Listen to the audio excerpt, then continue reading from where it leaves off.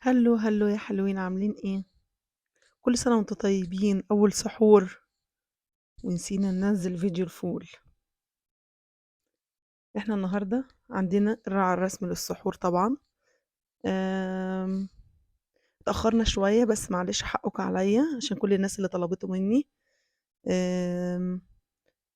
هنبتدي دلوقتي. احنا معانا شوية فول النهاردة عظمة حلوين خالص خالص خالص، ملحوقة يعني. ممكن بعد الفطار تبتدي ان انت تحطيه على تجهزيه، وقبل السحور هيكون بإذن ربنا هيكون جاهز وبالهنا والشفا مقدما.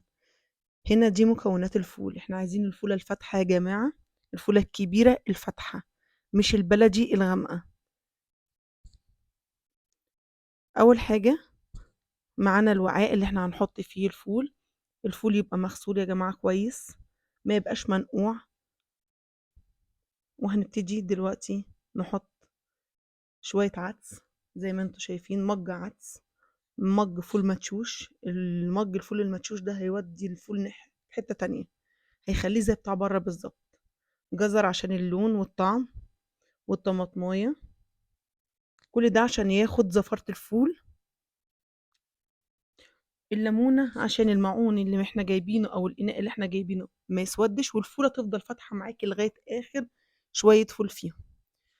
ونص معلقة السكر دي علشان خاطر تسرع معانا السوا. التريكات دي لازم يا جماعة. وهنبتدي دلوقتي هنزود الفول بمية مغلية، لازم تكون مية مغلية من الكتل. الفول تجهيزه سهل جدا، لكن هو بياخد وقت بس في السوا.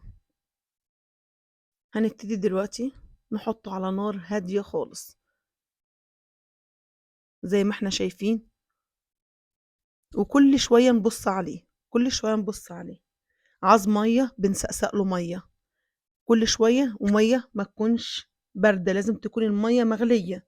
كل ما نزود الفول بمية مغلية كل ما الفولة تطلع معانا دايبة وماسكة نفسيها، والمية بتاعتها متكرملة حلو خالص، عاملة زي الزبدة كده.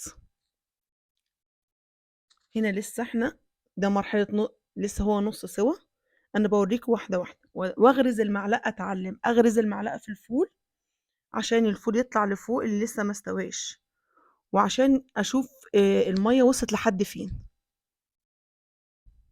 ما سيبش الفولية تنشف مني ابدا، لازم الفولية كل ساعة وكل ساعة ونص اسقسقها بمية سخنة، بكوباية مية سخنة. والمية لما اجي احط المية من الاول ما تكونش المية زيادة، لازم اسيب مسافة كبيرة بين المية وبين الوش بتاع الإناء اللي أنا هعمل فيه، سواء بقى في حلة أو سواء في قدرة الفول زي دي، أو سواء في أي حاجة. ودمتم سالمين.